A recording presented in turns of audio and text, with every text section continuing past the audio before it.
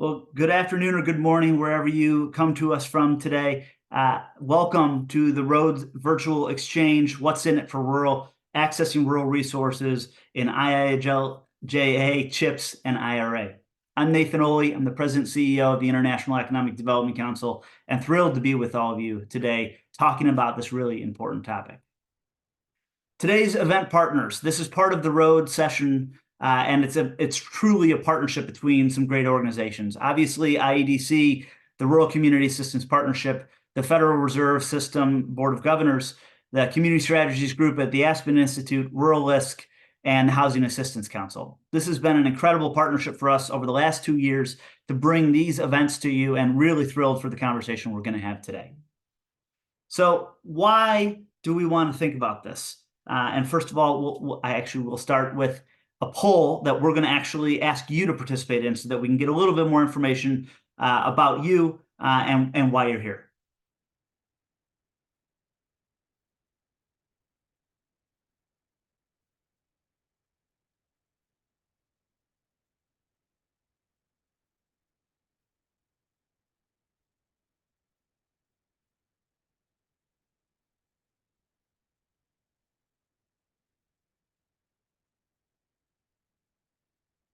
All right, as you fill out those polls, we're going to continue to move forward with our presentation here.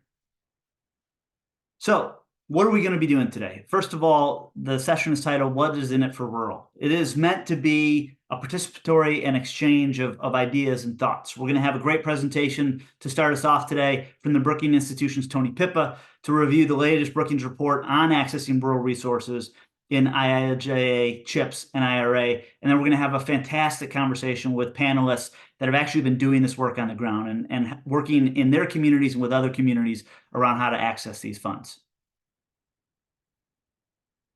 So please make sure you're interacting with us across the presentation today. The chat box is there to share insights or to echo or underline a panelist's point. And the Q&A box is an opportunity for you to ask questions of speakers. You can submit questions for Tony during his presentation or any of the panelists as we go through that, and we will open it up to Q&A at the end of today's conversation based on what comes through the Q&A box in today's conversation. So we gave you poll questions, and we want to get a sense of where people are coming from today. So the first poll question was around geographic areas. It looks like we've got a great selection of folks from the Midwest and the Mountain West, a strong contingent from the Northeast and Northwest, as well as the Great Plains, and also some great participation from Alaska, Hawaii, and internationally. So it's a great compilation of folks, and it looks like about 4% from native country as well. So great to see folks from across the United States and even internationally in today's conversation.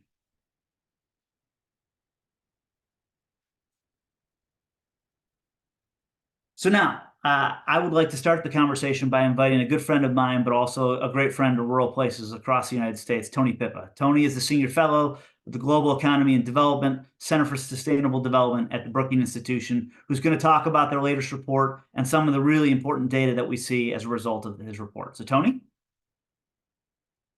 And thanks to you and IEDC, and thanks to the Community Strategies Group at the Aspen Institute and all the other partners that you talked about for hosting today and for inviting me to present some of this information.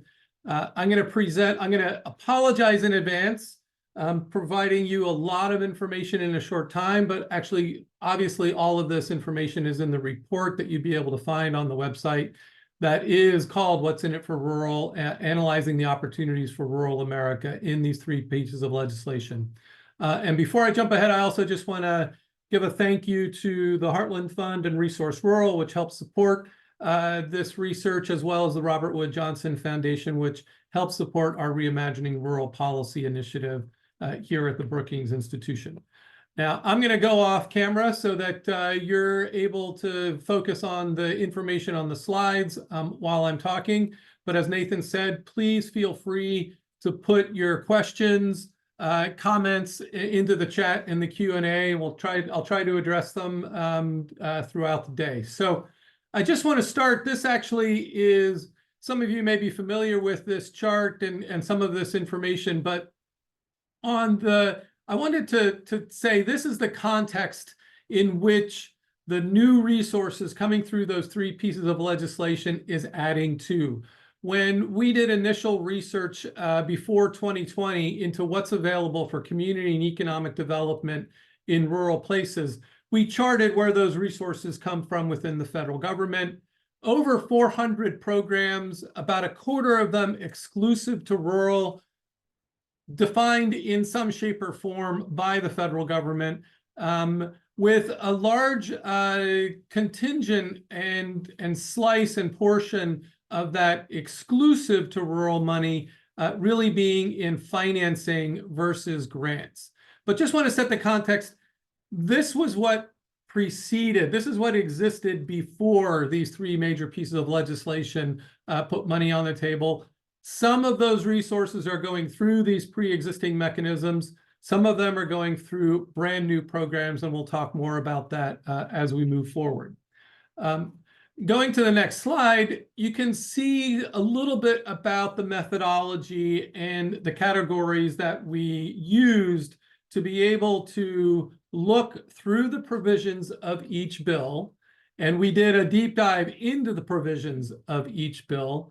And we categorized how rural shows up in three ways. One, the legislation makes clear that the funding is available only to rural communities.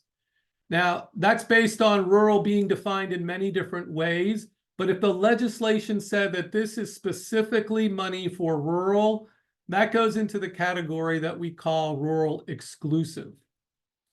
Secondly, sometimes the authorizing or appropriating language or the notice of funding opportunity that was put forward by the federal agency stipulated that rural communities ought to be involved to some extent, either through a set-aside, minimum inclusion, or even a preference or a priority consideration for rural communities to be involved. Those we put into this category of rural stipulated.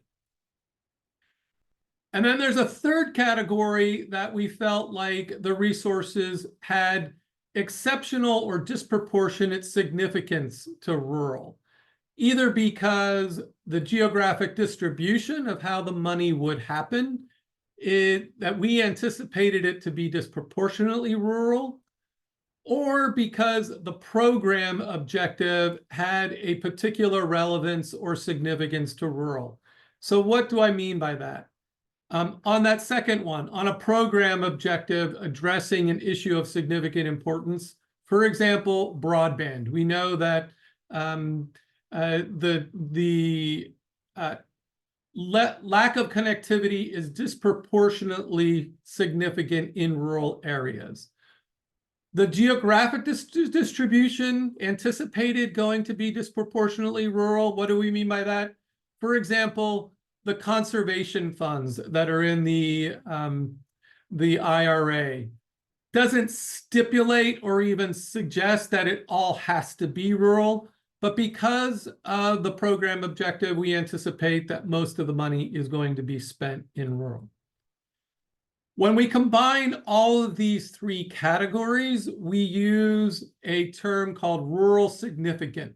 So when you hear me say rural significant, it means all three of these categories combined. Now, we tried to set a monetary baseline of how much funding would be available as an opportunity for rural places to take advantage of what's in these three particular pieces of legislation. When we set that monetary baseline, we looked only at what funding was already appropriated in the bill. Now, there are also authorizations in the bill where a program might have been created or authorized, but no money set aside in the bill, but then appropriations happened later. There were also things in the bills like direct-to-consumer payments or tax credits that it'd be very hard to estimate.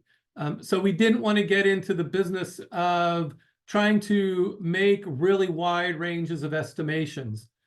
All of that is to say that when you actually put it together, the overall opportunity and impact could be far greater than even the numbers I'm going to give you, because the numbers I'm going to give you in the baseline is based on the funding that's appropriated in the bills themselves. I also want to make very clear that we use the word opportunity specifically because this is just an opportunity, and you'll see what I mean in the next slide.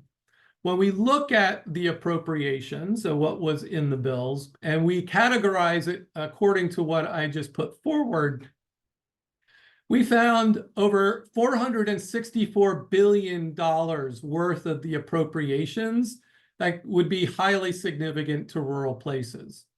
About 3/4 of that comes from the Investment in Infrastructure and Jobs Act, the bipartisan infrastructure law. But that's all three of those categories combined, and you can see that in the pie chart.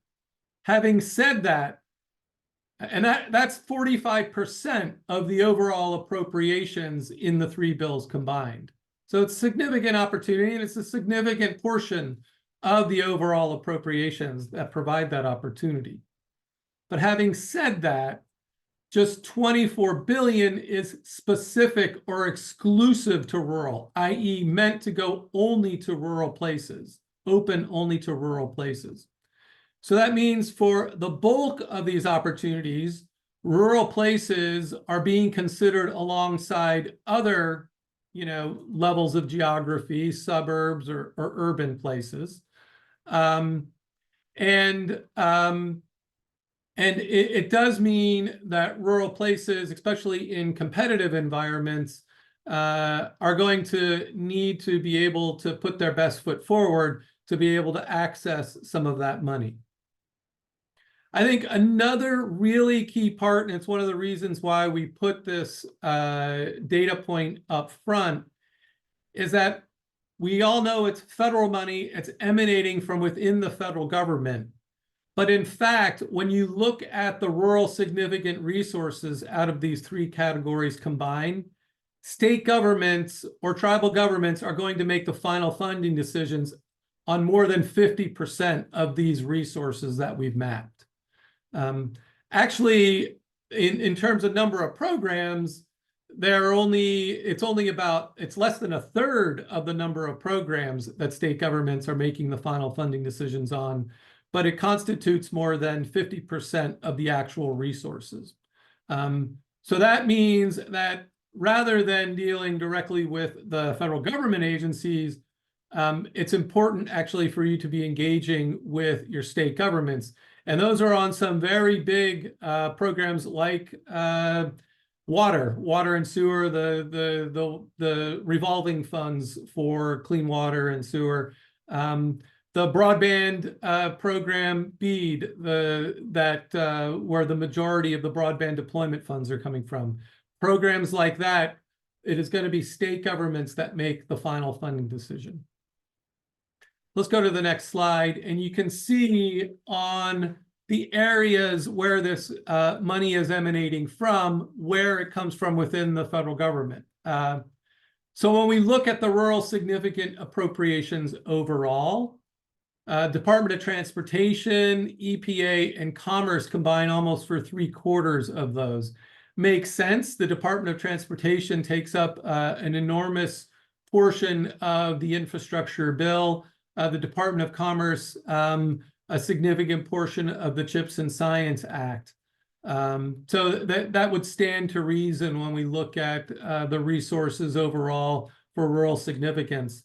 I think one interesting point here is that the energy and power sector offers a significant amount of money. It's the second largest by sector following transportation. And it also heralds, I think, an important role for the Department of Energy because they oversee distribution of about half of those resources, which also puts them in partnership with rural communities in a way in which I don't necessarily think they've been before. And so that's a new relationship on both sides. So wanted to point that out.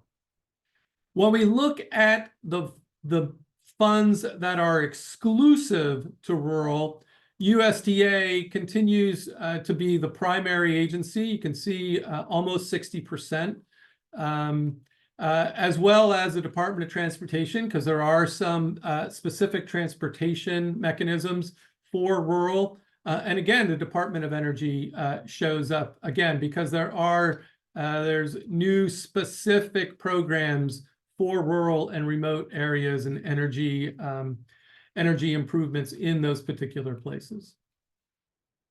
So let's go to the next slide.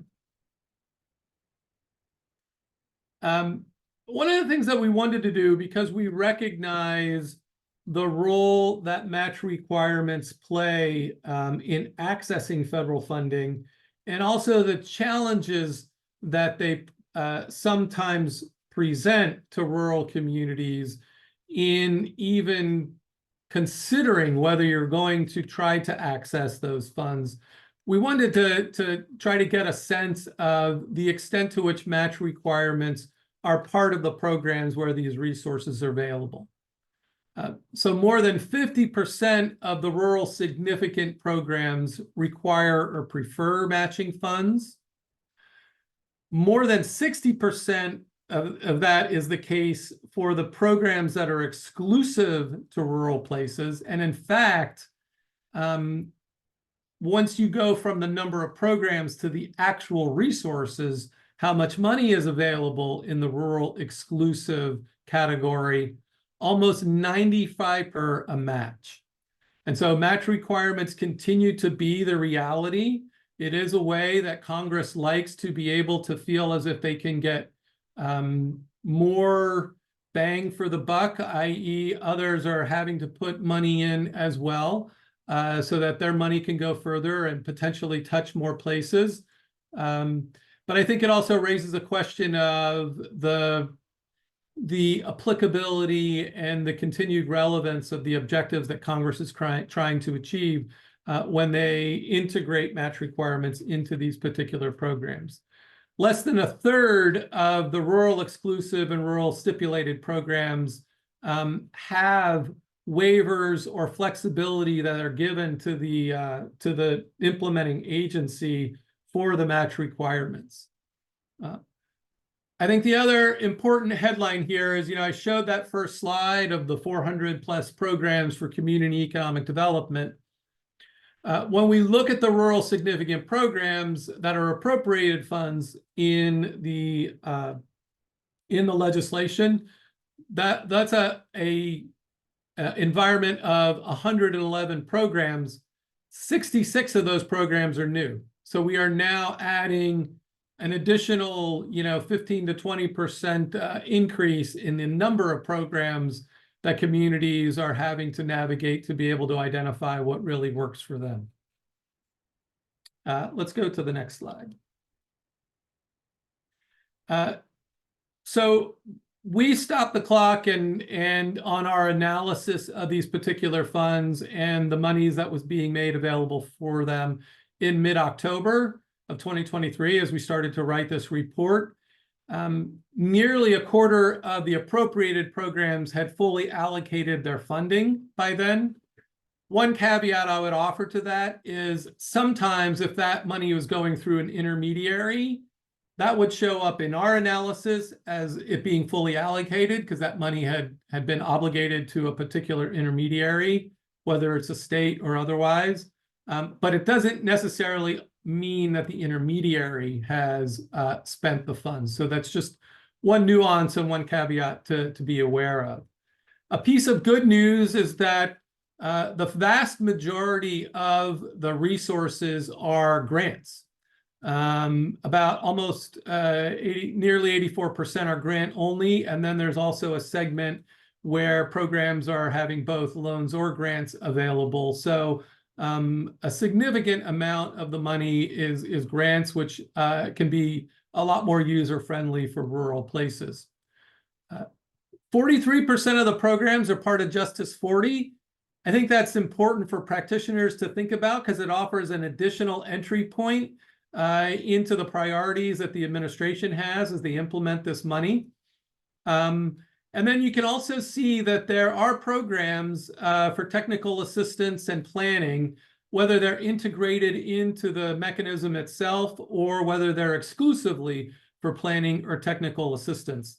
I think that's a really important, and in those terms, you know, one example would be the Environmental Justice Thriving Communities Technical Assistance Program, where you've had 16 different centers receive $177 million.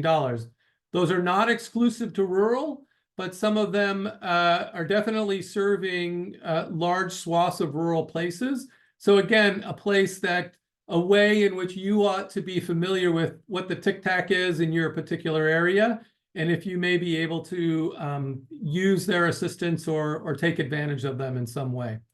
Let's go to the next slide. CHIPS was the place where most of the authorized only programs are. I think the headline out of this is that there are some really significant programs, especially the Recompete pilot program, which is a new place-based program focused only on economically distressed places, places where the prime age employment gap is significant.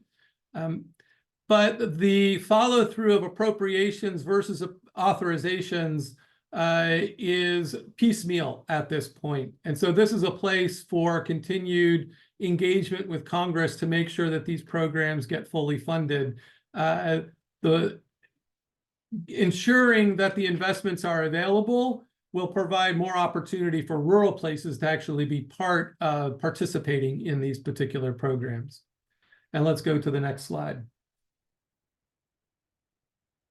Here's just a sense of some of the selected programs with funding still available. I already talked about the state revolving funds for drinking water. There's the Broadband Equity Access and Deployment, BEAD, which actually really the states have not yet started to deploy that funds because they've been in planning with NTIA and the Department of Commerce.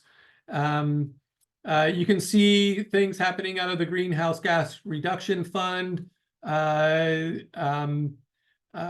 go to the next slide. Will show some of the rural exclusive programs with funds that are still available. The REAP program through USDA, the energy improvements in rural remote areas with DOE. And if we go to the next slide, one thing that I want to ensure that you realize is that in addition to all the information that's in the report itself and the way in which we tried to summarize it, we did make our spreadsheet available that we collected information on these and used to make this analysis. And so it's available for download on the website with the report. You can see that each column has a filter, so you can actually run your own little reports. And if you're looking for something in particular, I will say, again, it's static. We stopped updating it in mid-October because this is the spreadsheet that provided the insights that I just shared. Having said that, it provides a good base for being able to navigate what is available. And there are other places, and I'm sure the panel will discuss other places that you can find for continued information about what might be coming down from the federal government or from the states in terms of resources to make available. And let's go to the next slide. We had some recommendations for national policymakers. One, definitely around match requirements. I think it's important to continue to engage Congress on whether the applicability and use of what they have in mind when they create match requirements and those objectives really match rural realities. I think it's really important for all of us to push the federal government to do transparent and accessible reporting so all of us can easily access where this money is going and understand the extent to which it's getting to rural places. And then obviously ensuring that technical assistance is available so that rural places have the capacity that they need to be able to not only access the funds, but use them effectively and manage them well. But we are planning to do some follow-up work off of the baseline that we've set. And I would anticipate that as we get deeper into some of these mechanisms, we may have more pointed recommendations on how some of these programs and mechanisms actually work, the kind of barriers and choke points that rural communities might encounter as they try to access these funds.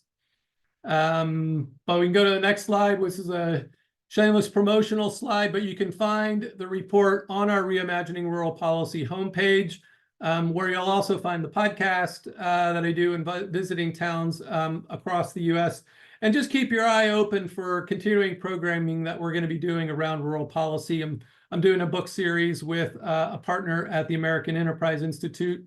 And in fact, next Tuesday, we'll be talking with Kathy Eden and Tim Nelson about The Injustice of Place, the book that they just recently came out. But I'm going to leave it there. I'm going to let the panel get further into their experience in what it means to be able to access these funds.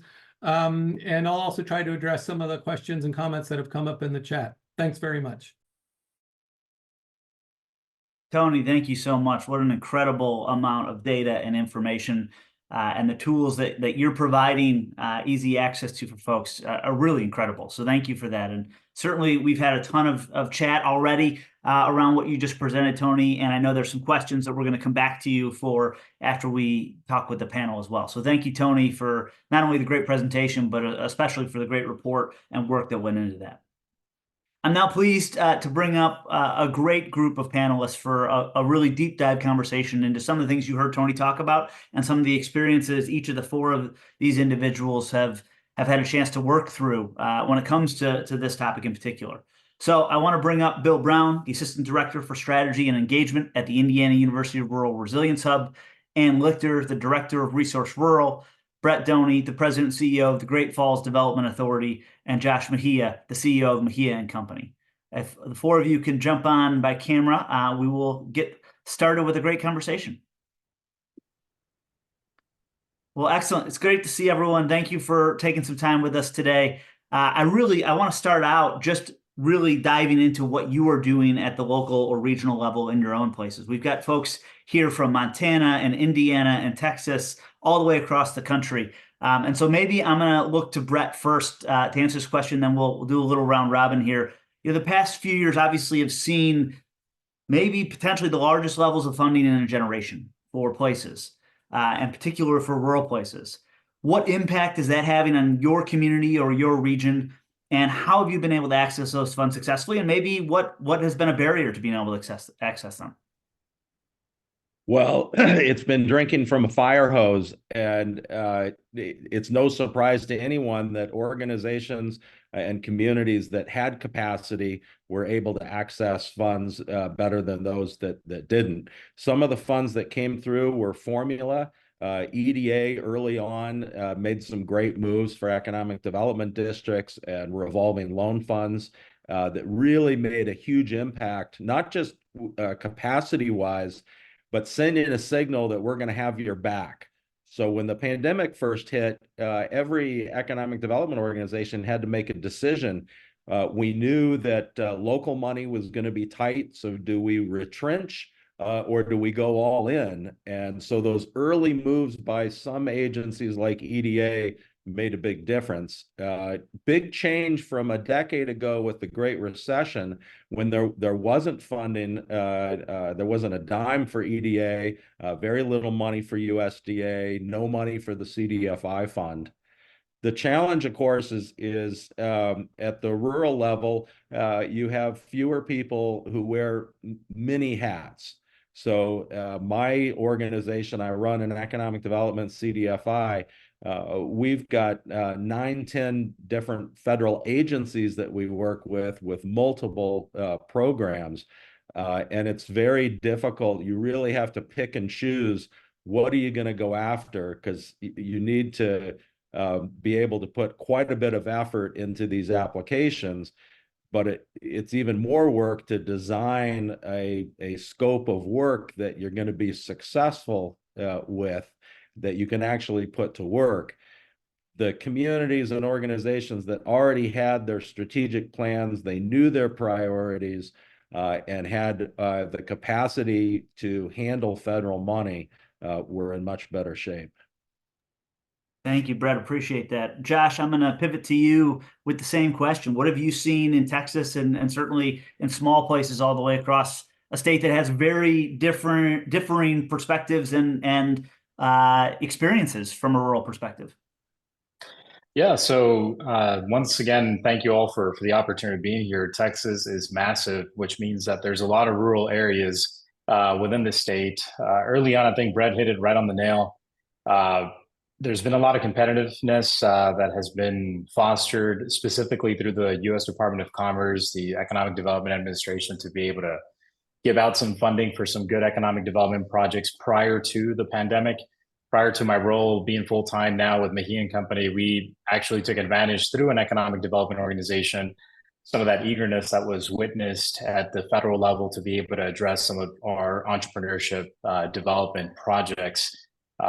In addition to that, we've just seen an extreme ramp up, that we've noticed here in the state, and we've noticed it in a variety of different states in the US as well. But folks that have an intense curiosity as to what this availability of funding means to these communities, but also witnessing a lot of challenges. I think coming from an apolitical organization now, there is interest where the rubber meets the road, but there's a lot of still ongoing challenges for rural communities to be able to access some of this funding. So given the fact that Mejia & Company started off historically as a pro bono type of organization where we're just providing technical assistance, we kind of approach it that way when it comes to a lot of the rural communities and their challenges. So again, we're seeing that eagerness. We're seeing a lot of questions arising as to what does this mean to us. I think rural communities know what the challenges are. It's just a matter of how to go about accessing some of these resources that are now available in abundance during this time of our country. Thanks so much, Josh. Bill, you're coming from a very unique perspective, obviously being embedded within a university system. What have you seen in Indiana and certainly with the rural places across the state that you all are working with? Nathan, thank you. This is a wonderful opportunity to learn from you all, and I really appreciate the research that Tony has done. It's very helpful, and we've already posted it on our website resources, so thank you for that. We started the Indiana Resilience Funding Hub in January of last year, specifically to assist rural communities in Indiana seeking funding for energy and resilience projects. This is a collaboration at IU with the Environmental Resilience Institute and the Center for Rural Engagement. And it's funded by philanthropy, Rural Climate Partnership, and the Energy Foundation.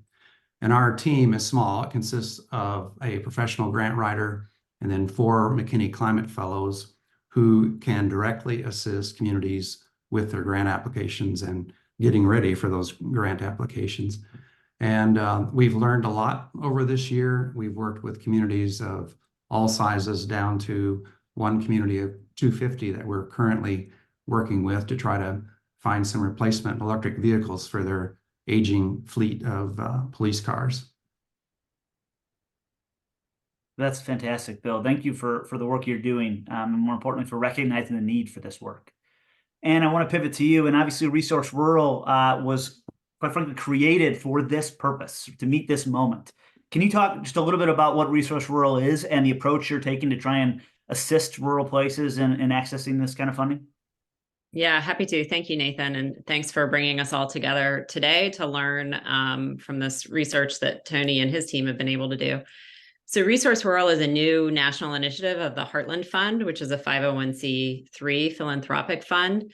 And we were created just in the last few months to mobilize resources to support rural and tribal communities' ability to access and implement federal funding.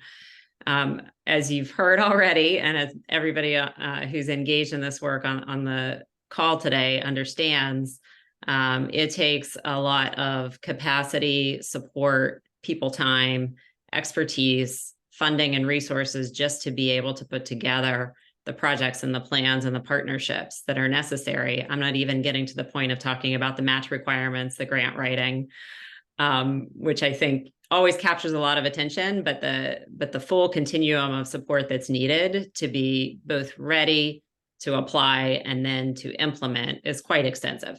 So our role is to bring in philanthropic dollars, We're re-granting to some existing local organizations that already have been working with rural communities, have an understanding of priorities, have relationships, know how to do project development with them, understand the federal funding environment, and can support them through implementation.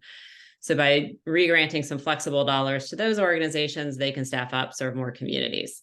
And then at the national level, we're doing things like supporting the research that Tony is sharing today, collecting insight, sharing that back to federal agencies about what's working, what's not working, and providing support to our local partners. We've also launched a storytelling effort. I'm going to put a link in the chat at some point this afternoon. If you in your community have an awesome story that you want to share of how federal investment was put to work, federal funds were put to work in your community, made a real visible impact on a family, a business, a downtown, we want to help document that story. We know that a lot of community-based groups don't have a lot of comm staff or room in the budget to tell those stories. We're doing that. I'll share some more of that. And then through Rural Climate Partnership, we're providing, that's our partner at the Heartland Fund, specific resources around some high leverage climate opportunities related to rural electric co-ops and their transition to renewable energy, and the conservation funds that Tony mentioned.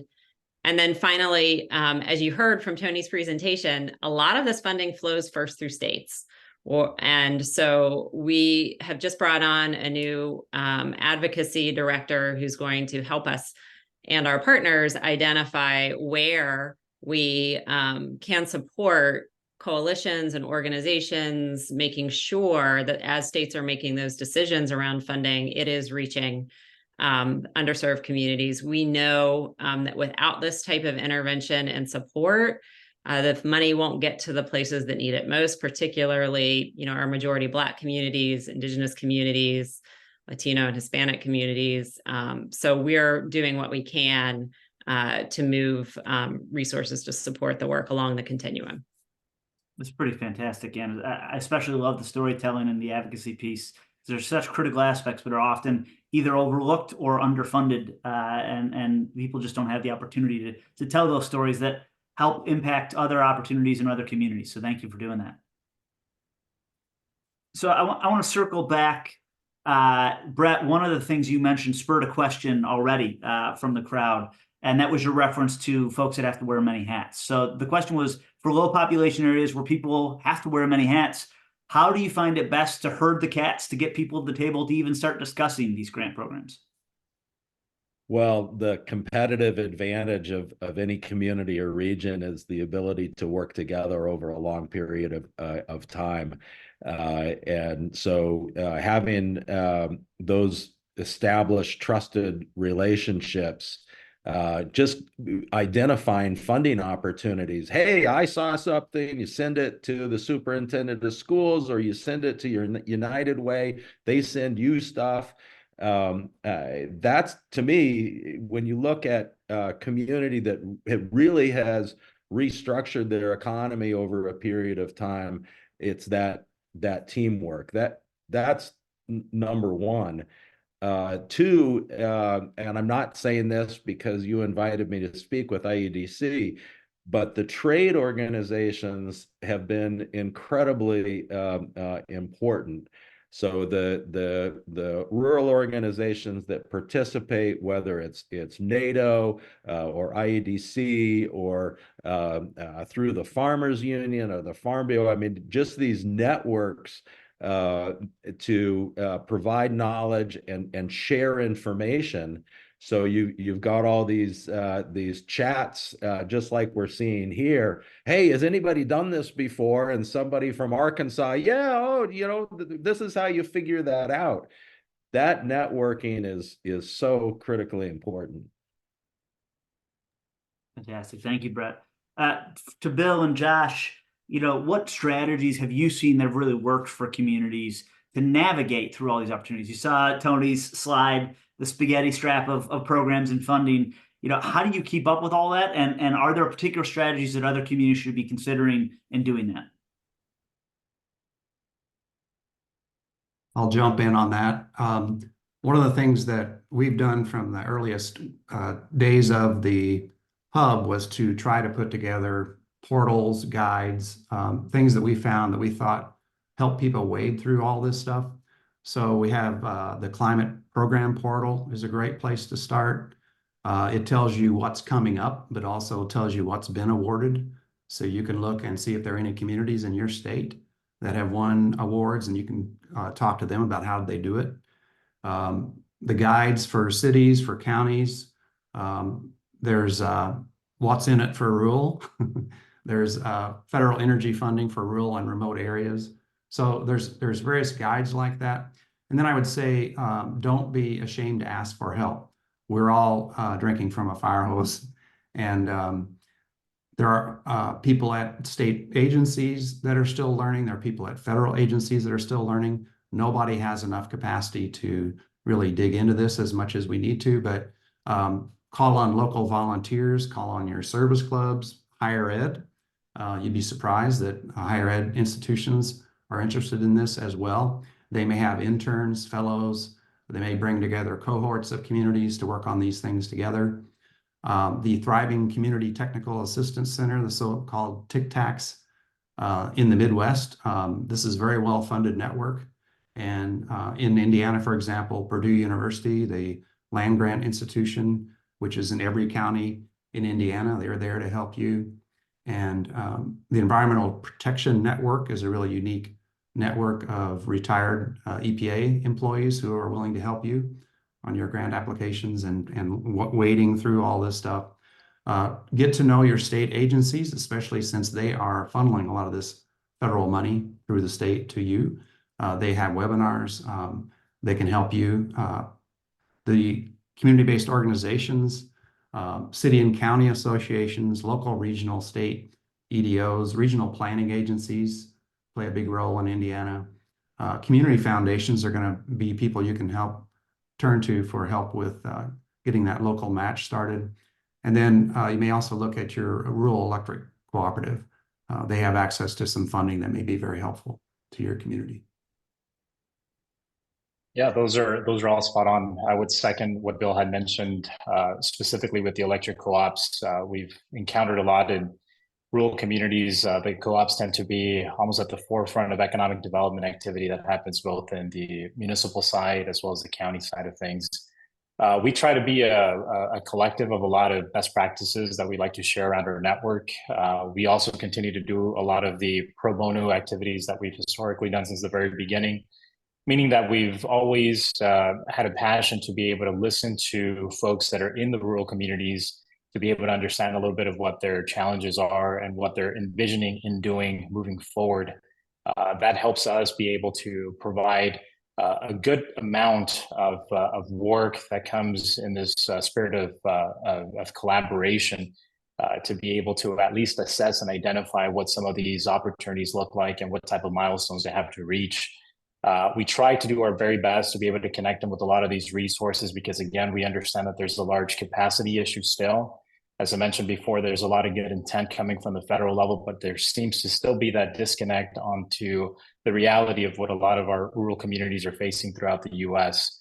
In addition to that, we also try to focus our conversations with a lot of the regional entities, especially those 501c3s that have some philanthropic monies, to be able to engage with them and see how they can serve as a conduit to be able to address some of the more systematic challenges that some of these rural folks are facing, specifically on the matching side of things. We try to do that with the regional organizations, given the fact that a lot of the narrative that we're seeing from some of these notices for funding opportunities revolve around the spirit of collaboration amongst different communities, different counties, so on and so forth.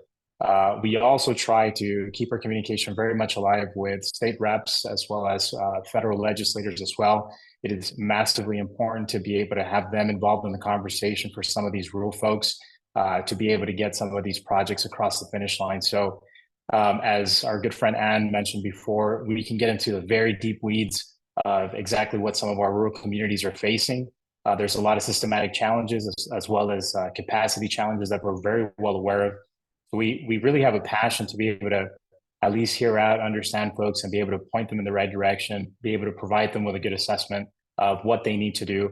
And the funding opportunities obviously open up the doors for much more work, but we feel that the work that we're doing, at least now, that primer gives folks a good reality check of what are some of those next steps that they need to engage in to be able to access some of these resources. And as the chat had mentioned, there's a lot of technical centers out there that provide a lot of this, address a lot of the capacity issues. We do that as well. So we're always open to be able to help them out. And that's some of the stuff that we seem to be addressing at this given point. That's great. Thanks, Josh. One of the things you mentioned there at the end connects back to what Ann talked about at the very end first, and that is the connection or engagement with state agencies in particular. Ann, is there anything that you've started to see already from that engagement, specific strategies or other things that people should be thinking about or considering when engaging at the state level? I would say our work in this space is still early, and I think what we're seeing is that it's obviously going to vary dramatically by state and what the political landscape there is, the agencies that are involved. Also, it's going to vary by funding stream. They have different rules. They're structured differently at the federal level. So there's an opportunity sometimes to engage a state at the planning stage, with the BEAD and the broadband funds that we heard Tony describe. But I would also say that this is a moment for us to engage states around the general policy environment in a state that enables equitable rural investment. So are they doing things like making flexible funding available for planning and project development, for match? I've heard some states are standing up matching pools through their legislature, but they may not have operationalized that yet.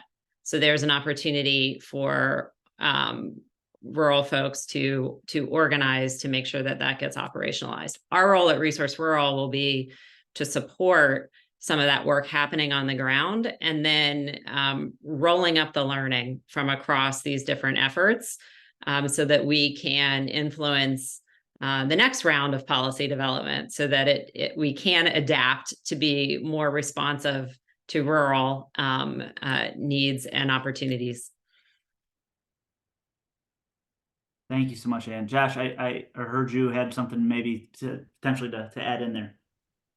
No, I get really passionate when I hear these things, but Ann definitely hit the nail on the head on her comments. So I second that as well. Excellent. There was a question that came in similar to this that I'm going to open it up to anyone who wants to respond. But that's, what do you wish state agencies who want to better support rural communities in accessing federal funding could understand about working specifically with rural places?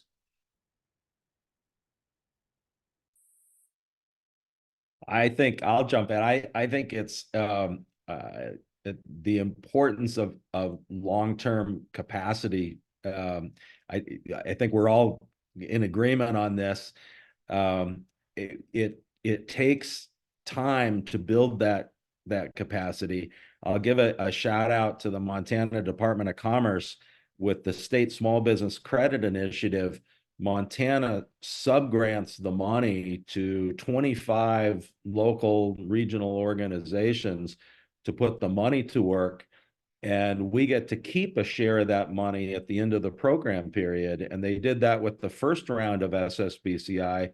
That enabled my organization to substantially increase our lending and move into housing production, which was so important. So not just distributing money, but letting that money stay at the local level, so you build that long-term capacity. Nathan, Go ahead, Tony. One thing that I guess I would say is how powerful information is, right? I mean, one thing I'm personally experiencing after putting this report out is how thankful folks are for just having it all collected in one place. States can play that is a role that states can play. They can make sure that their local communities are aware of what's coming down the pike. And that could be done in partnership with the university, could be done in partnership with a state agency, but they're having to keep up on that, right? They are often the place where they're making a final decision, but they are also the place where they are often in communication with federal agencies in a different way. Information is power, and I think I don't know that states recognize the extent to which rural communities feel outside of that information ecosystem. And so I think that's a powerful role. Also, states can be conveners in a way that can be really powerful for rural places, especially if it's just creating a space for peers to get together and exchange. And there's another question in the chat, but I mean, one of the things I guess I would say that I see states doing well is there are some states now that are developing their own offices of rural prosperity, and that provides a real avenue and a voice, both as a go-between and a liaison between rural communities and state agencies, but also provides an opportunity for a voice within state government for rural to be at the table as agencies themselves are trying to think about what their programs look like. Thank you, Tony. I want to build on something that Tony said about people maybe being outside the information envelope. We assumed early on that people would be watching our webinars. They would know that we exist. They would know that this grant funding exists. They would know how to access it. They could see all this on the internet. But we've worked with 2 communities now that don't even have a computer. They're not connected to the internet. They don't have high-speed web service. So I think convening is something that needs to happen on the ground. It can't be virtual only. And one of the things that we've worked with is sending students out into the communities, having relationships between the communities and our classes, having classes adopt communities and work with them and try to find out what their needs are. And then trying to develop tools for community capacity as well, so that they can take advantage of these opportunities. And I think some people get discouraged that I saw some questions where we're far behind, we haven't started yet. Are we too late? You've seen from Tony's research that about a quarter of this funding has been put out there, and there's a lot more on the way. It keeps cycling around. So if you missed an opportunity, you missed that narrow window, get ready for the next one. It'll be coming around again, probably. So that's an opportunity for us to reach out to those communities, for them to build that capacity and make those connections and build their own local networks. It's a great point, Bill. Thank you. I want to pivot the conversation a little bit. During Tony's presentation, one of the times where we saw the chat literally explode with comments and engagement was around match. So let's talk a little bit about match requirements. What in your eyes, anyone can answer this, are the implications for requiring cost share? And in your experience, what has it meant for communities that are trying to access resources and put together a successful project? I can see the balancing act. You want a community to have skin in the game, but I started my career working in distressed urban neighborhoods and then started to work in rural areas, and it's very similar. There's a lack of resources, and sometimes it's harder to raise the match. It takes time. I mean, some of the foundations, the applications on some of the foundations make the federal applications look easy. There's only so much capacity. Fundraising at the local level, I mean, these are very generous communities, but most of the wealth in rural America has left rural America. It's gone into 401ks and Wall Street. And then we're forced to turn around and go on our knees and beg for a little bit of that money back. I really applaud the states that have come up with some matching money. So if you need to raise a 10% match or a 20% match, if the state can come in with half of that, and then the community can raise half of it. And that's one of the problems with the speed of things that are happening, is if you've got a 60-day application window, If I mean, you may have had to start raising the match a year before, and so the timing issue is very difficult. Well, in 60 days, Brett, is generous in some of these instances. Sometimes it's 30 or 45 days. Yeah. What are others' thoughts on match? How do we both, make sure communities can have a little bit of skin in the game, which is what I think the intent of most of the match requirements are, but also, are there ideas about how we make it more flexible and easier to recognize match and have it readily available? I think part of the data that Tony showcased in his work was the fact that legislators still feel more comfortable requiring some matching in some of these grants. And so given that climate that we have right now, I think it's massively important that we try to address it systematically at maybe a county or regional level, where we are able to discuss with partners and be able to designate somebody that could be more financially solvent to serve as a conduit for some of these grants. That seems to be the quickest solution that we've encountered, at least personally, to be able to address some of the matching requirements for some of these grants. Obviously, it kind of checks off two boxes at the same time. You're talking regional collaboration, and then you're also talking about your match as well. That seems to be the immediate solution. It seems a little bit bleak, given the fact that some of these townships in rural America, they don't even know where to begin with. So when they keep encountering one wall after the other, it's very discouraging along the way. So again, one of the things that I would recommend is be able to identify some of these financially solvent partners that can be part of your toolbox whenever you do address a grant, because as mentioned before, 60 days is overly gracious. I've gone through grant applications that have to be done within 25 days. And our team is speeding and crunching, and it is tough to be able to get at least some of that, those formalities approved that we can include on some of the application packets. So if you do a little bit of legwork and at least have that toolbox developed to a certain level, it'll help out in the long run. Thanks so much, Josh. Can I jump in on something else I wanted to mention, which is indirect cost rate? Even if you use the de minimis 10%, there are so many programs where Congress or the agency has said, hey, no indirect cost rate. And for a small nonprofit, a small municipality or county, there are real costs in your accounting and what have you. And if you don't allow an indirect cost rate, it starves us.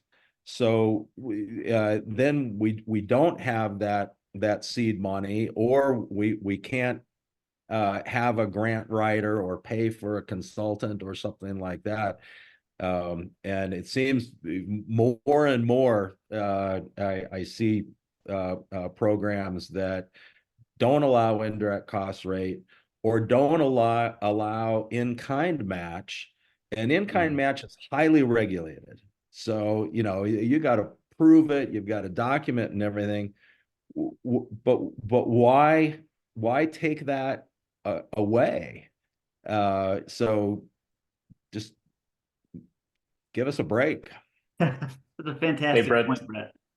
Just real quick to add to what Brett had mentioned, we ran across a very unique situation where we found a higher education institution be able to increase the indirect rate from 10 to, I believe, 16%. So there's some interesting stuff there that we have to kind of dig a little bit in deeper and find out how that systematically works to see if we can leverage that for some rural communities as well. Yeah. And you've got a unique perspective here as someone who actually could potentially be a match for communities, or could be seen in that way in some way, shape, or form. Any thoughts from the other side of potentially a grant making organization that might help facilitate more of this opportunity for rural places?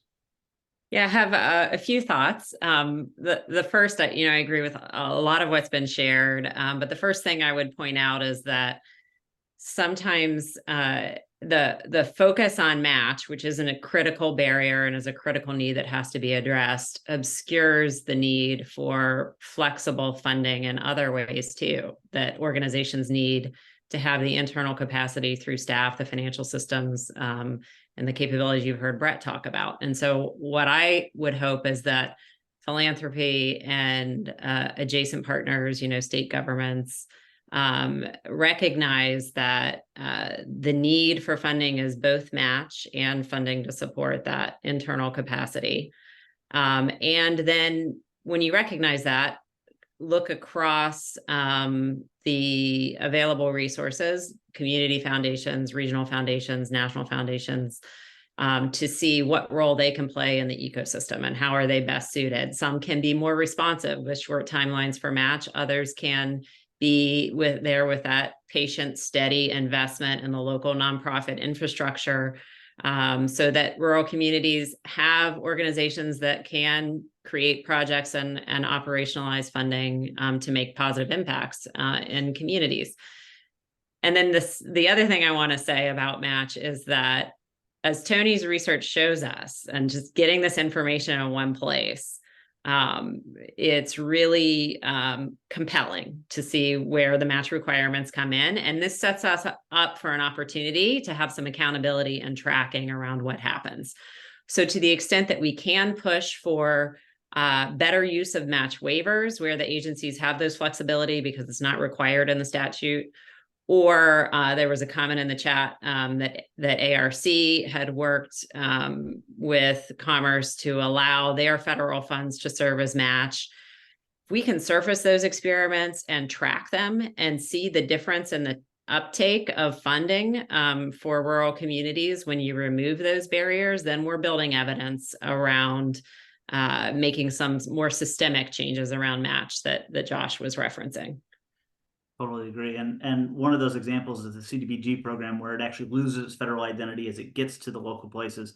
Now, again, there's a lot of complications on whether or not rural places can truly access CDBG funds in the way that it was designed to be. But I want to move this conversation from what Andrew's talked about and really kind of go higher level with all of you and see whether or not you have any recommendations for, as we think about not just today's funding opportunities, but well into the future, are there changes that we need to be collectively advocating for with federal agencies, federal funding, federal programs that will help accelerate opportunities for rural places to partner with federal agencies and these funding opportunities? Bill, I see you went off mute first here. Yeah, I had a few comments on the last topic. One of the things I would look for if you don't have match is look at pass-through funding with the state. You mentioned EECBG. Our Office of Energy Development had a EECBG program for the non-formula funded communities, the smaller communities, and that did not require a match. A match would help, but did not require a match. So we've seen a few programs like that come through, especially through the state where there's not a local match required. So that's one thing to look for. The other thing we're interested in is how green banks might play a role in helping with some of that upfront funding, especially if people are looking to have select pay or take advantage of some of the treasury programs where they can get rebates after they've spent the money. Where are they getting the money? Well, perhaps a green bank can help with that. And some of those have forgivable loan programs. So that's something to dig into. And there's a new one in Indiana that we're hoping can fill some of that. But and then Tony, what was the next topic? I'm sorry, I was still on the last topic. As we're thinking about federal programs, federal funding, are there specific changes that you would recommend that we collectively think about as whatever the next opportunity that comes forward to make sure that we're collectively advocating for policies or programs that are really going to positively impact rural places? I think the window of opportunity needs to get bigger, longer. There needs to be maybe more runway. I realize there's a need for speed here, but that is a major impediment for most people, is how to get up to speed for what you need for the grant. How do you get the money together? How do you get the people together if they haven't already planned something? So that brief window is really an issue for most communities. And then just building community capacity, any programs that can funnel funds to communities for planning, for convening, for building local community ideas and plans and implementation plans. There is some money for that. That might be the first funding opportunities you look for if you're just starting out, is what's out there for planning. So more of that kind of funding, I think, would be very important. Thank you, Bill. In some respects, Nathan, it's better than I've seen in 40 years. The agency's funding fellowships, long-term fellowships, and technical assistance. I think some of the trade organizations have done a great job in providing more assistance. The White House weekly calls on infrastructure and things like that have been great. On the other hand, in the name of efficiency, and I'll pick on EPA. So EPA has a long, very successful brownfield program where they have given revolving loan fund and assessment grants to hundreds of communities and organizations and what have you. Well, here comes the greenhouse gas program. And instead of following that very successful model, they're going to give a handful of grants nationally. And I'm hoping that some of the trade organizations that are memberships of a lot of local rural communities will get the money. If it all goes to Wall Street, then we're back in the exact same situation where we're back to begging. And so just look at the models of programs that have worked so well for so long, and follow those paths. Thanks, Brett.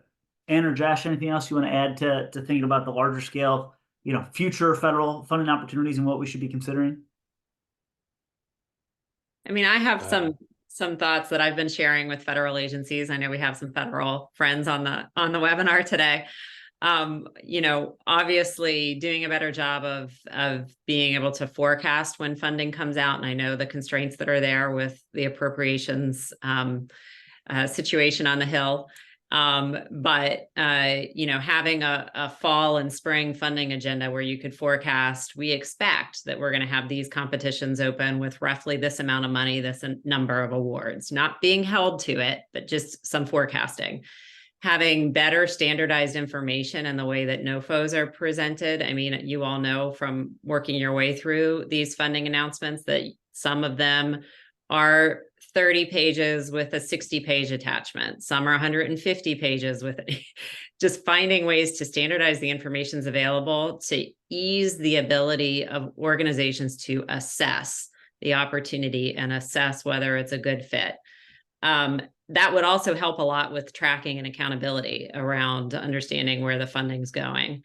And then I would love to see a greater emphasis on using this time to learn how to change federal grant management processes that can really drag down community-based organizations during the implementation phase.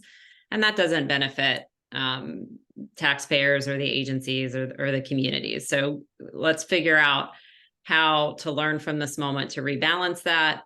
And then ultimately, would love to see some of the new legislative ideas that are out there, like the Rural Partnership and Prosperity Act, to bring flexible funding down to the local level, to do all the kinds of work that we've heard people talk about that is so necessary so that we're not always in this constant grant cycle. Thank you so much, Ann. I'm going to ask one more question of you, and then I'm going to ask Tony to come back on to answer a couple questions that have popped up as well. Obviously all of this, whether we're talking infrastructure dollars, whether we're talking planning, technical assistance, in the end, it's to drive economic prosperity in these places. And a lot of the folks on this call are focused on rural economic development in particular. I would love your perspective on what is the role of rural places in driving economic development moving forward, and are there lessons to be learned from rural economic development that can be applied in other spaces and places? Well, I love working in rural because you get to do a lot of different things, but sometimes in your colleagues in community economic development, They define your value based on your population. So, oh, what's your population? Oh, well, it's 23,000. Oh, well, you must not be very, very, very good. So I think encouraging people in their careers to really look at rural opportunities and supporting that is important, rather than having the brain drain that people get highly educated and go elsewhere. I think the other aspect of that is to step up the trade organizations to share more of the brass tacks of share applications, share position descriptions, policies and procedures, the stuff that isn't at the program level, but just how to run an organization. And just that networking of, hey, HUD told one community this, oh, I'm hearing something else. What some of the hangups really have to do with things like indirect cost and what have you. And you'll hear from me more. There's a lot more that IEDC can be doing in that regard. It's boring stuff, but that's what really is. That's part of the capacity. Absolutely. Other thoughts on the rural economic development and lessons to be learned? We have our state conference next week, and our keynote speaker is Michelle Moore. She wrote Rural Renaissance, Revitalizing America's Hometowns Through Clean Power. And she describes 5 pathways for rural America to leverage clean power for local economic development: energy efficiency, renewable power, resilience, electrification of transportation, and broadband internet. And we live in a time where there's federal funding for all of those 5 pathways. So this is an interesting time for rural communities to try to grab some of that funding to build their local economy and keep our hardworking neighbors working using local funding and local benefits. And I'd like to build on what Bill is saying. If we think big picture, when we have strong rural communities economically and in every way, that ratchets up to a stronger nation. And we cannot, we've seen the everything we experienced with the COVID-19 pandemic, of the disruption in our domestic supply chains, when we face challenges in virtually every sector, the global uncertainty that we're operating in right now. We need more people to recognize that we have incredible potential in rural communities, incredible talent. And when we invest in rural communities, the rate of return is not just for that place, but it's for a region, it's for a state, it's for our nation. And I think that I wanted to encourage our friends who are looking, and there was a comment in the chat, to convince urban counterparts at the state level that investing in rural is worth it. I would encourage us all to lean into that line of reasoning with our friends and neighbors. Love that, Ann. Thank you. And one of the things I think a lot about these days is, I think in 2008, when we went through the economic recession and the funding programs that were available, I think one of the big misses we had was preparing communities of all sizes, but particularly rural places, to meet this moment today. And so I want to make sure that we don't spend the time today missing out on that opportunity to prepare communities for the next opportunity 3 years, 5 years, 10 years, 15 years from now. So thank you all for being a part of this. Tony, I want to invite you back up as well. There were a couple questions in the chat that were specifically for you. One, which you answer, but I'd like you to kind of broadcast out for the full group. And that's the definition of rural that you use for research, and maybe some of the complicating factors in identifying what is quote unquote rural in both the research, but also obviously programs.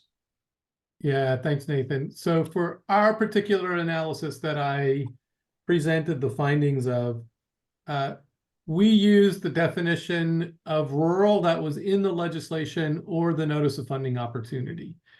So we did not discriminate if it said rural, and there were differences in those definitions. many of you are very familiar that the federal government uses many different definitions of rural. State governments use other definitions as well. But for the categories that we made around rural exclusive and rural stipulation, we went with whatever was in the provisions themselves.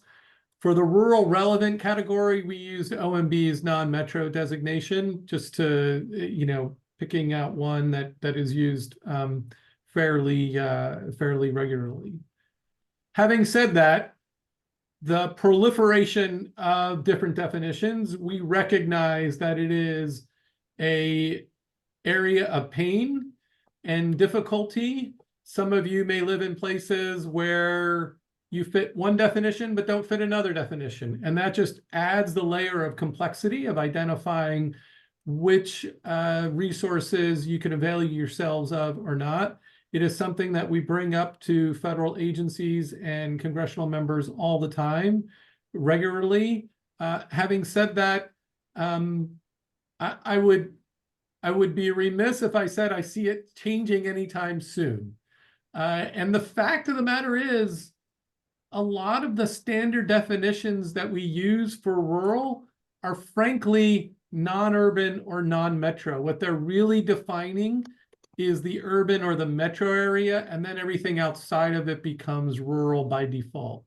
I do think that there's an opportunity amongst all the other work that we all have to do in places that care about rural America, for there to be a process by which we actually get focused on what rural is and what it means and how it's defined, rather than being the non-urban definition. The danger, though, I hate the war between rural and urban, because really it should be, our coalition should be those who have been left behind or left out. And that would be a stronger coalition. And that's really what we're all about, is trying to create better quality of life, better economic opportunity for those people left behind. And the longer we perpetuate this, I'm more rural than you are, or you're not rural. And so I'd like to see policymakers let's focus on the people who need a helping hand and do it that way. I agree wholeheartedly. And I think, back to Ann's points about interdependence between rural and urban, there needs to be a lot more recognition of, for example, even the role that rural places are going to play in the clean energy transition. That's primarily where we're going to turn to for our clean energy, right? But I was talking specifically also about definitions that drive funding decisions, the way mechanisms are designed in Washington, D.C., and who's eligible and who's not eligible. And the lack of standardization on that, and the fact that rural is more of an afterthought or a non-something versus this is what constitutes it, creates difficulties and complications, I think, that we don't really need.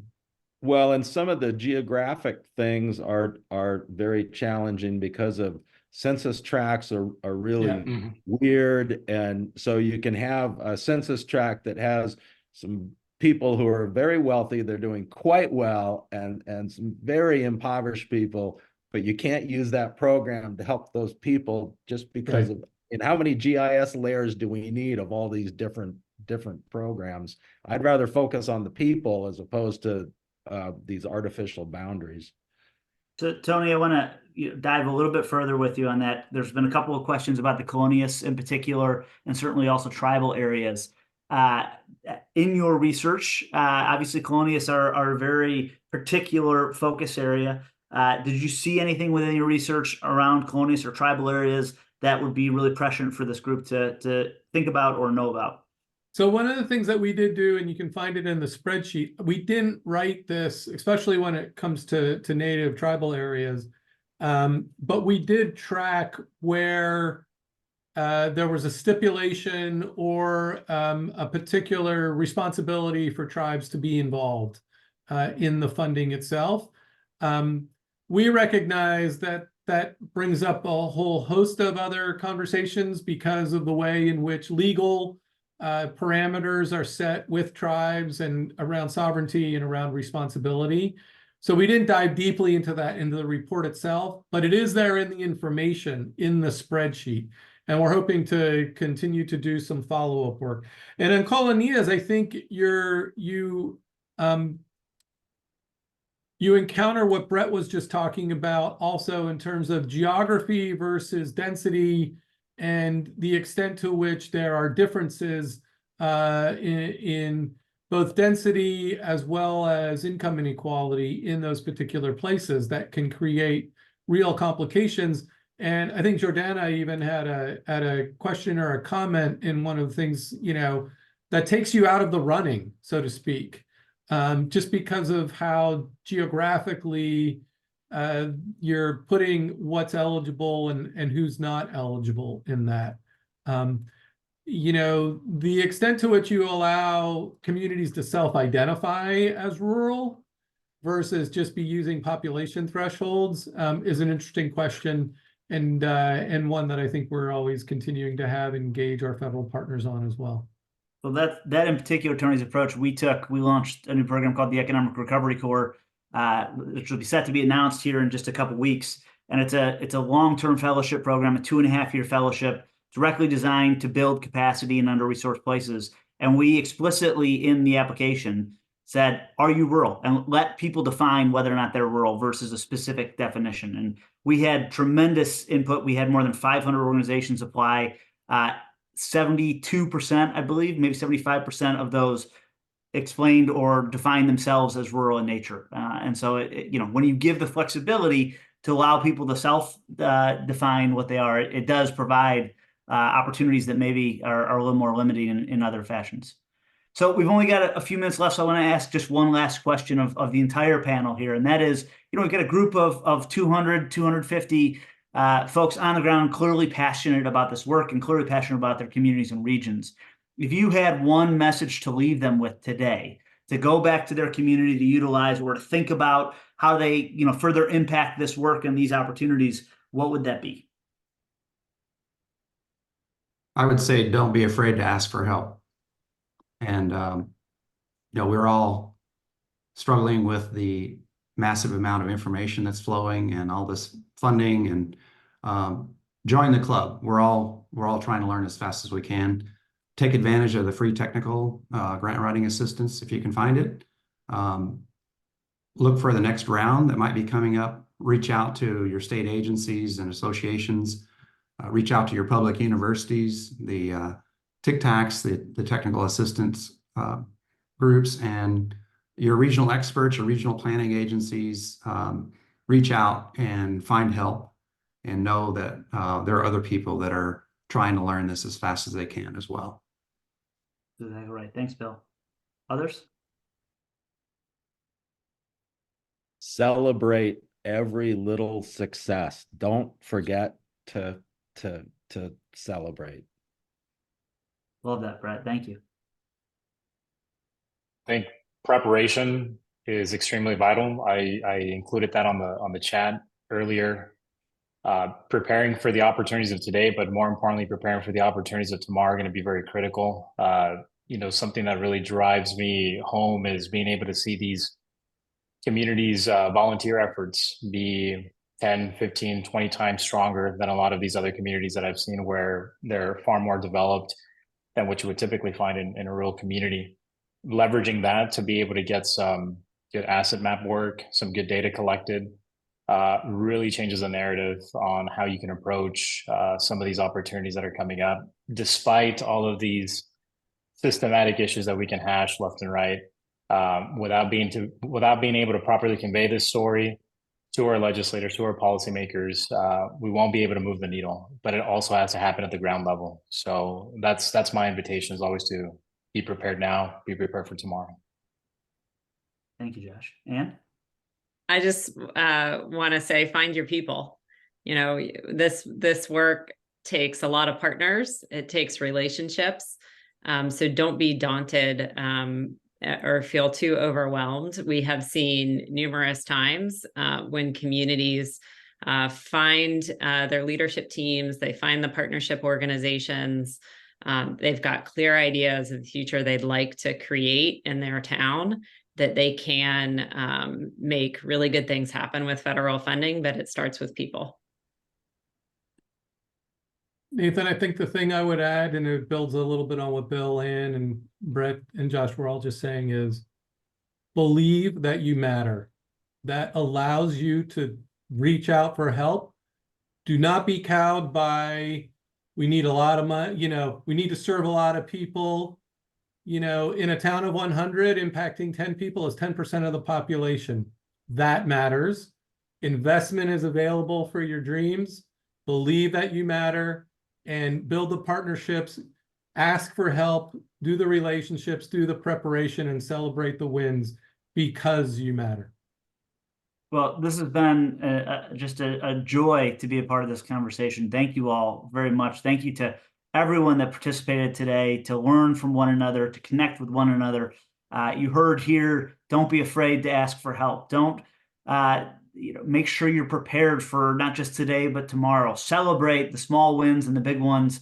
Make sure you're connecting with others and know that you're not alone in this work. So thank you all for all that you're doing. Thank you for the partners, Aspen CSG, RCAP, the Federal Reserve, IEDC, obviously, Rural LISC, and Housing Assistance Council. It's been a pleasure to be a part of these conversations. Look forward to the future ones. And thank you all for spending so much time with us today. It's a pleasure. Thank you all. Thanks to you, Nathan.